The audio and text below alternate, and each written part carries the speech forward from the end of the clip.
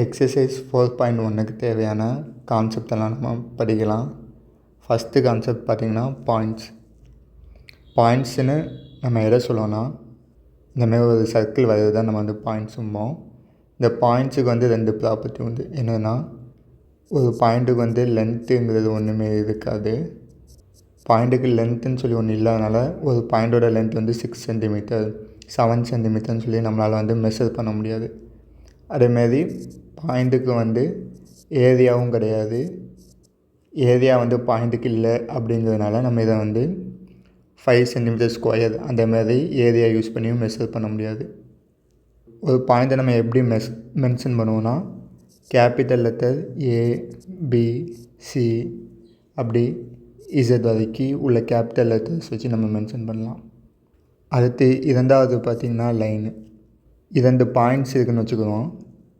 எக்ஸாம்பிளுக்கு first point A, second point பார்த்திங்கன்னா B. இந்த 2 பாயிண்ட்டு வழியாக ஒரு லைன் வரைஞ்சோம்னா இதுதான் பார்த்திங்கன்னா நம்ம லைன் சொல்லி சொல்லுவோம். இங்கே முக்கியமாக கவனிக்க வேண்டியது, இந்த லைன் பார்த்திங்கன்னா Bக்கு அப்புறமும் ஏக்கு முன்னாடியும் பார்த்திங்கன்னா கண்டினியூ ஆகி போயிட்டே தான் இருக்குது, எங்கேயும் ஸ்டாப் பண்ணல. இந்த லைனை எப்படி நம்ம டினோட் பண்ணுவோன்னா, மேத்தமெட்டிக்கலாக ஃபஸ்ட்டு ஏங்கிற பாயிண்ட்டும் நெக்ஸ்ட்டு பிங்கிற பாயிண்ட் வழியாக போகிறதுனால ஏபின்னு எழுதிட்டு அதுக்கு மேலே ஒரு லைன் வரைவோம். இந்த மாதிரி தான் மேத்தில் ஒரு லைனை டினோட் பண்ணுவோம்.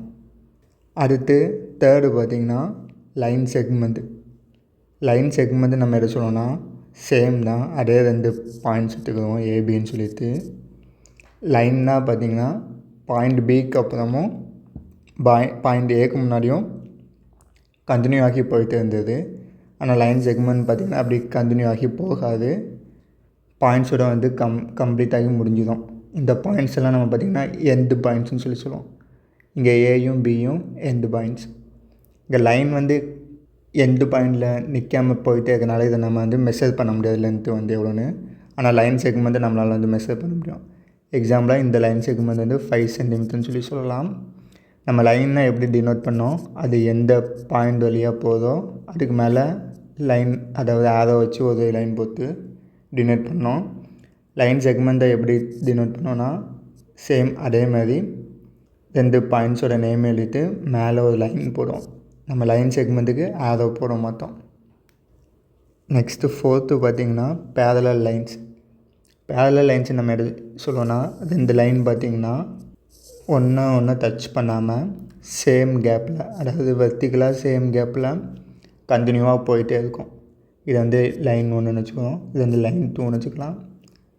இந்த மாதிரி எந்த 2 லைன் ஒன்று டச் பண்ணாமல் கண்டினியூட்டியாக போயிட்டே இருக்கும், இதை தான் பேரலல் லைன்ஸ்னு சொல்லி சொல்லுவோம். ஃபிஃப்த்து பார்த்திங்கன்னா இன்டர்செக்டிங் லைன்ஸ். 2 லைன் பேரலாக போகாமல் கொஞ்சம் க்ராஸாக போச்சுனாலே ஏதோ ஒரு இடத்துல 2 லைனும் இன்டர்செக்ட் பண்ணிக்கிறோம். இந்த மாதிரி இன்டர்செக்ட் பண்ணத லைன்ஸை தான் நம்ம இன்டர்செக்ட் லைன்ஸ்னு சொல்லி சொல்லுவோம். எக்ஸாம்பிளுக்கு இந்த லைனை L3னும் இந்த லைனை L4ன்னு வச்சுக்கிட்டா L3யும் L4ம் இங்கே பார்த்திங்கன்னா இன்டர்செக்டிங் லைன்ஸ். இது ஒரு பாயிண்டில் கண்டிப்பாக இன்டர்செக்ட் பண்ணோம்.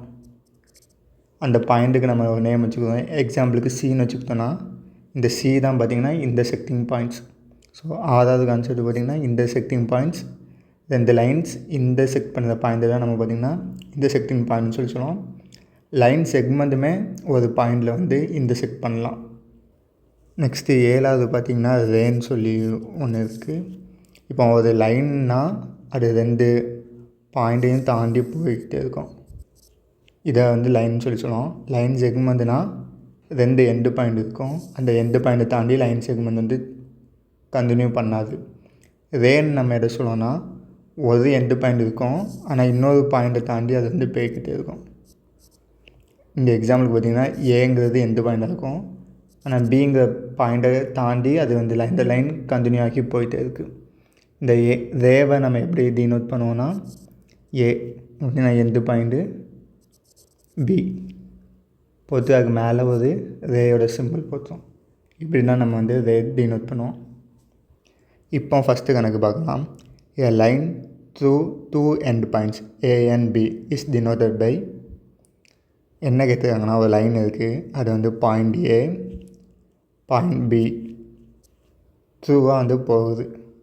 லைன்னாக நமக்கு தெரியும், அது வந்து பாயிண்ட்டையும் தாண்டி கண்டினியூ ஆகி போய்கிட்டே தான் இருக்கும். இதை வந்து எப்படி நம்ம டினோட் பண்ணுவோம்னு சொல்லி கேட்குறாங்க. ஒரு லைனை எப்போவுமே நம்ம வந்து எப்படி ரெப்ரசன்ட் பண்ணுவோம்னா அதோட பாயிண்ட்ஸ் எழுதுவோம். இங்கே பார்த்திங்கன்னா பாயிண்ட்ஸ் வந்து ஏயும் பியும், லைன் வந்து கண்டினியூ ஆகி போயிட்டே இருக்கனால நம்ம வந்து மேலே ஆரோ போடுறோம், அந்த கண்டினியூட்டியை வந்து மென்ஷன் பண்ணுறதுக்காண்டி.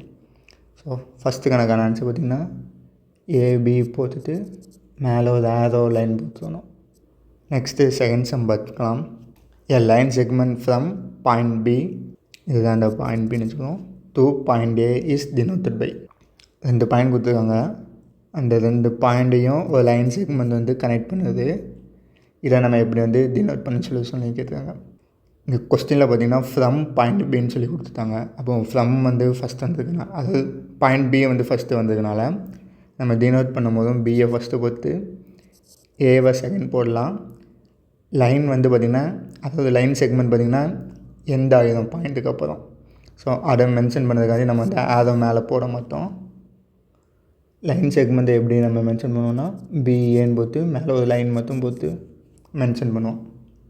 நெக்ஸ்ட்டு தேர்ட் கொஸ்டின் பார்த்திங்கன்னா எ ரே ஹேஸ் டேஷ் எண்ட் பாயிண்ட்ஸ். ரேனா நமக்கு தெரியும், ரேக்கு வந்து ஒரு எண்டு பாயிண்ட் இருக்கும், இன்னொரு சைடு உள்ள பாயிண்ட்டை தாண்டி பார்த்திங்கன்னா கண்டினியூ ஆகி போயிட்டே இருக்கும். இங்கே கொஸ்டினில் கேட்குறது ஹவு மெனி எண்டு பாயிண்ட்ஸ் தான். ஒரு ரேக்கு பார்த்திங்கன்னா ஒன்லி 1 எண்ட் பாயிண்ட் தான் இருக்கும், 1 எண்ட் பாயிண்ட். இரண்டாவது கணக்கில் பார்த்திங்கன்னா நமக்கு எல்லுன்னு சொல்லி ஒரு லைன் கொடுத்துட்டாங்க.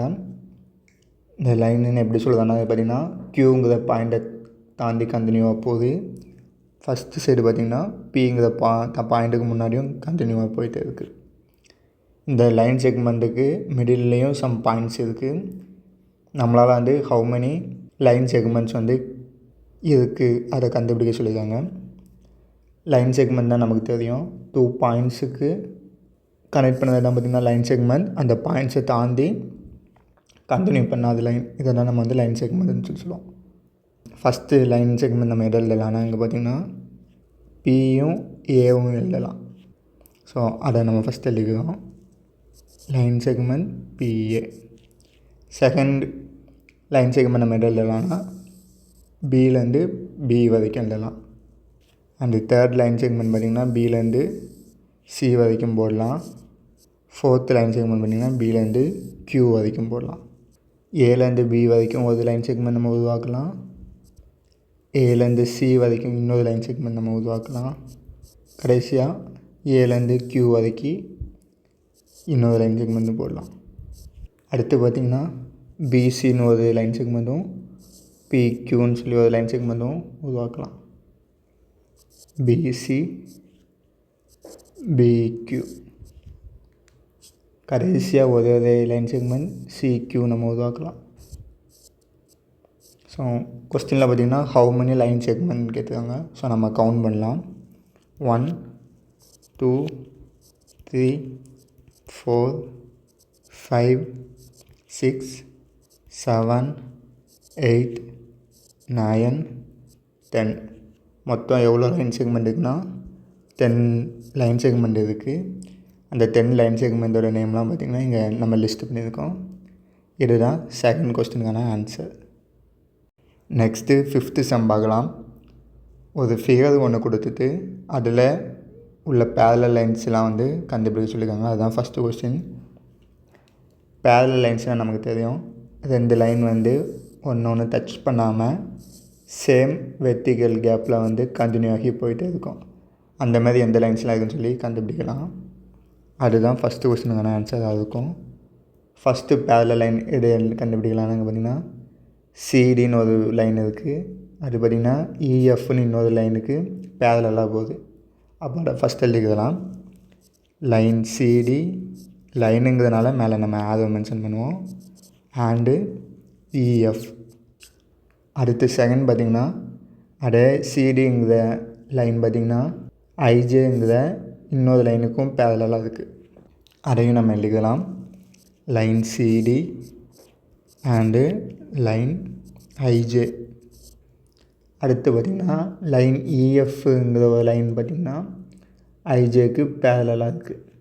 அப்போ தேர்டு பேரலில் உள்ள லைன் பார்த்திங்கன்னா லைன் இஎஃப் அண்டு லைன் ஐஜே. இந்த ஃபிகரில் பார்த்திங்கன்னா மொத்தம் 3 பேரலல் லைன்ஸ் இருக்குது. நெக்ஸ்ட்டு செகண்ட் கொஸ்டினில் பார்த்திங்கன்னா ஹவு many intersecting லைன்ஸ் அது எதெல்லாம் சொல்லி கேட்டிருக்காங்க. இன்டர்செக்டிங் லைன்ஸ்னு நமக்கு தெரியும். 2 லைன் வந்து ஒரு பாயிண்டில் மீட் பண்ணதுன்னா அதில் நம்ம வந்து இன்டர்செக்டிங் லைன் சொல்லுவோம். ஃபஸ்ட்டு இன்டர்செக்டிங் லைன் நமக்கு எழுதலான்னா இங்கே லைன் ஏபி ஒன்று போகுது, அதை பார்த்திங்கன்னா சிடின்னு ஒரு லைன் இன்டர்செக்ட் பண்ணுது, இஎஃப்னு ஒரு லைன் இன்டர்செக்ட் பண்ணுது, ஐஜேன்னு ஒரு லைன் இன்டர்செக்ட் பண்ணுது, ஜிஹெச்னு சொல்லி ஒரு லைன் இன்டர்செக்ட் பண்ணுது. அதை நம்ம அப்படியே எழுதலாம். ஏபிங்கிற லைனை ஃபஸ்ட் இன்டர்செக்ட் பண்ணது பார்த்திங்கன்னா சிடின்னு ஒரு லைன் இன்டர்செக்ட் பண்ணுது. நெக்ஸ்ட்டு ஏபி அதேங்கிற லைனை இஎஃப்னு சொல்லி இன்னொரு லைன் இன்டர்செக்ட் பண்ணுது. அடுத்து ஏபிங்கிற இன்னொரு லைனை ஐஜேன்னு சொல்லி ஒரு லைன் இன்டர்செக்ட் பண்ணுது. ஏபி லைனை ஜிஹெச்சும் அப்படிங்கிற லைனும் இன்டர்செக்ட் பண்ணுது. கடைசியாக இன்னொரு இன்டர்செக்ட் லைன்ஸும் இருக்குது. அது எதுனா பார்த்திங்கன்னா லைன்ஸ் ஜிஹெச்சும் ஐஜேவும் ஆறுங்கிற பாயிண்டில் இன்டர்செக்ட் பண்ணுது. அதையும் நம்ம எழுதிடலாம். GH line and line IJ.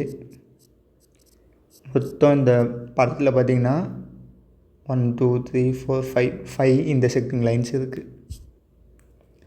அடுத்து தேர்டு பாயிண்ட் பார்த்திங்கன்னா பாயிண்ட்ஸ் ஆஃப் இன்டர்செக்ஷன். இன்டர்செக்டிங் லைன்ஸ்லாம் பார்த்திங்கன்னா எந்த பாயிண்டில் இன்டர்செக்ட் பண்ணதோ அதாவது மீட் பண்ணதோ அதை தான் நம்ம வந்து பாயிண்ட்ஸ் ஆஃப் இன்டர்செக்ஷன் சொல்லுவோம். இங்கே படத்தில் பார்த்திங்கன்னா பிங்கிற ஒரு இன்டர்செக்ஷன் பாயிண்ட் இருக்குது, அதில் ஏபிங்கிற லைனும் சிடிங்கிற லைனும் இன்டர்செக்ட் பண்ணுது. அடுத்து க்யூன்னு சொல்லி ஒரு இன்டர்செக்ஷன் லைன் பாயிண்ட் இருக்குது. அண்டு ஆறுங்கிற இன்னொரு இன்டர்செக்ஷன் பாயிண்ட் இருக்குது. அப்போ தேர்டு கொஸ்டினுக்கான ஆன்சர் பார்த்திங்கன்னா point P, point Q and point R. அடுத்து 6th சம் பார்க்கலாம்.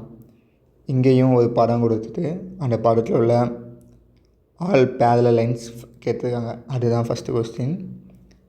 நமக்கு ஆல்வேஸ் தெரியும் பேரலல் லைன்ஸ்னால் 2 லைன்ஸ் ஒன்று டச் பண்ணாமல் சேம் கேப்பில் பார்த்திங்கன்னா கண்டினியூவாக போயிட்டே இருக்கும். இதெல்லாம் வந்து நம்ம பேரலல் லைன்ஸ்னு சொல்லுவோம். படத்தில் பேரலல் லைன்ஸ் எதெல்லாம் இருக்குன்னா பார்த்திங்கன்னா லைன் 3 இருக்குது, லைன் 4 இருக்குது. இந்த 2 லைனும் பார்த்திங்கன்னா ஒன்றுக்கு ஒன்று பேரலாக இருக்குது. அப்போ ஃபஸ்ட்டு கொஸ்டினுக்கான ஆன்சர் பார்த்திங்கன்னா லைன் 3 அண்டு லைன் 4. அதேமாதிரி பார்த்திங்கன்னா லைன் 3 வந்து லைன் 5க்குமே பேரலாக தான் இருக்குது. அப்போ அதையும் எழுதிக்கலாம். Line 3 and line 5. லைன் 4 பார்த்திங்கன்னா லைன் 5க்கு பேரலாக இருக்குது. நம்ம அதையும் எழுதிக்குவோம்.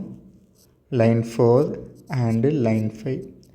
மொத்தம் இந்த படத்தில் பார்த்திங்கன்னா 3 பேரலல் லைன்ஸ் நமக்கு கிடச்சிருக்கு. அடுத்து 2வது பார்த்திங்கன்னா all pairs of intersecting lines கேட்டுருங்க. இன்டர்செக்டிங் லைன்ஸு நம்ம எதை சொல்லணும்னா 2 லைன் வந்து ஒரு பாயிண்டில் வந்து இன்டர்செக்ட் பண்ணிக்கிறோம், அதாவது மீட் பண்ணிக்கிறோம். இந்த மாதிரி எந்த லைன்ஸில் எங்கே இருக்குதுன்னு சொல்லி பார்க்கலாம். ஃபஸ்ட்டு பார்த்திங்கன்னா லைன் 1 எடுத்துக்கிறோம். லைன் 1 வந்து எதெல்லாம் மீட் பண்ணுதுன்னு பாருங்கள். லைன் 2 இன்டர்செக்ட் பண்ணுது, லைன் 3 இன்டர்செக்ட் பண்ணுது, லைன் 4 இன்டர்செக்ட் பண்ணுது, லைன் 5 யூங்கிற பாயிண்டில் இன்டர்செக்ட் பண்ணுது. நம்ம அதை எழுதிக்கிறதெல்லாம் எல்லாத்தையும். ஸோ செகண்ட் கொஸ்டினுக்கான ஆன்சர் பார்த்திங்கன்னா line 1 and line 2, line 2, line 1 and line 3, line 1 and line 4, line 1 and line 5. Next line 2 பார்த்திங்கனாலும் லைன் 3 இன்டர்செக்ட் பண்ணுது க்யூங்கிற பாயிண்டில், லைன் 4 எஸ்ஸுங்கிற பாயிண்டில் இன்டர்செக்ட் பண்ணுது, லைன் 5 டிங்கிற பாயிண்டில் இன்டர்செக்ட் பண்ணுது, லைன் 1 விங்கிற பாயிண்டில் இன்டர்செக்ட் பண்ணுது. அதையும் நம்ம எழுதிக்கலாம். லைன் 2 பார்த்திங்கன்னா லைன் 3 இன்டர்செக்ட் பண்ணுது, லைன் 2 பார்த்திங்கன்னா லைன் 4 இன்டர்செக்ட் பண்ணுது, லைன் 2 பார்த்திங்கன்னா லைன் 5 இன்டர்செக்ட் பண்ணுது. அதுமாதிரி லைன் 2 வந்து லைன் 1லேயே இன்டர்செக்ட் பண்ணுது. அதை நம்ம ஃபஸ்ட்டு இந்த எழுதியாச்சு. மொத்தம் நமக்கு எவ்வளோ இன்டர்செக்டிங் லைன்ஸ் கிடச்சிருக்குன்னா 7 இன்டர்செக்டிங் லைன் கிடச்சிருக்கு. நம்ம நெக்ஸ்ட்டு லைன் 3க்கு பார்க்கலாம். ஆனால் அதில் ஆல்ரெடி நம்ம பார்த்திங்கன்னா லைன் 1 வச்சு எழுதியாச்சு. நெக்ஸ்ட்டு தேர்டு கொஸ்டின் பார்த்திங்கன்னா pair of lines whose point of intersection is V. அதாவது வியில் இன்டர்செக்ட் ஆகாத 2 லைன் எதுன்னு சொல்லி கேட்டுருக்காங்க. வி பாயிண்ட் வியில் அதாவது ஒரு லைன் நம்ம இந்த பார்த்தலாம் லைன் 2வும் இன்னொரு லைன் 1. ஸோ லைன் 1ம் லைன் 2வும் நம்ம பார்த்திங்கன்னா பாயிண்ட் வியில் வந்து இன்டர்செக்ட் ஆகுது. அப்போ தேர்டு கொஸ்டின் ஆன்சர் பார்த்திங்கன்னா line 1 and line. Next fourth பார்த்திங்கன்னா point of intersection of the lines 2 and 3. Line 2 இந்த இருக்குது, இதுதான் லைன் 2. லைன் 3 வந்து இந்த போகுது. இந்த 2 லைனும் இன்டர்செக்ட் பண்ணுற பாயிண்ட்டு பார்த்திங்கன்னா Q. அப்போ ஃபோர்த்து கொஸ்டின் ஆன்சர் பார்த்திங்கன்னா Q. கடைசியாக ஃபிஃப்த்து கொஸ்டின் பார்த்திங்கன்னா point of intersection of the lines L1. அதாவது L1 இந்த இருக்குது லைன் 1 அண்டு L5 இந்த போகுது. இந்த 2 லைனும் இன்டர்செக்ட் என்னது பார்த்திங்கன்னா யூன்னு இருக்குது. அப்போது ஃபிஃப்த்து கொஸ்டினுக்கான ஆன்சர் பார்த்திங்கன்னா U.